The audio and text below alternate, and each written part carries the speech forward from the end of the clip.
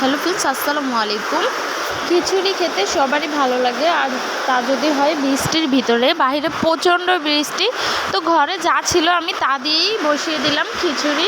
তো প্রথমে আমি চাল, ডাল, আলু দুপদের ডাল দিয়ে দিয়েছি এখানে। তো আলুগুলো ছোট ছোট করে কেটে নিয়েছি, নিয়ে এখন আমি ভালো করে এগুলো ধুয়ে একটু ছেঁকে নিচ্ছি। এখানে একটা কড়াইতে দিয়ে দিলাম পেঁয়াজ পরিমাণ মতো, দিয়ে দিলাম তেল, দিয়ে একটা শুকনো মরিচ ছোট ছোট করে কেটে দিয়ে দিয়েছি।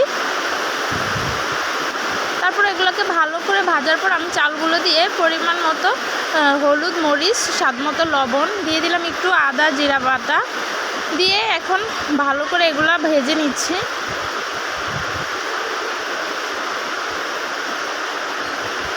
ভালো করে ভাজার পর আমি পরিমাণ মতো পানি দিয়ে কিছুক্ষণের জন্য ঢেকে দেব। দিয়ে দেব দুটো এলাচ, দারচিনি,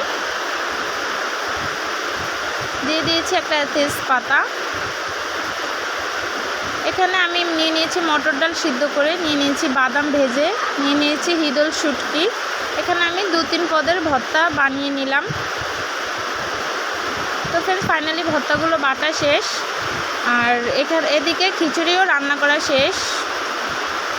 এটা হচ্ছে হিদল শুটকির ভর্তা, মটর ডালের ভর্তা, ওটা হচ্ছে বাদামের ভর্তা, তারপর হচ্ছে শুকনো মরিচের ভর্তা নিয়ে এখন আমি সিম্পলি খিচুড়িটা রান্না করা শেষ করে এখন খাচ্ছি।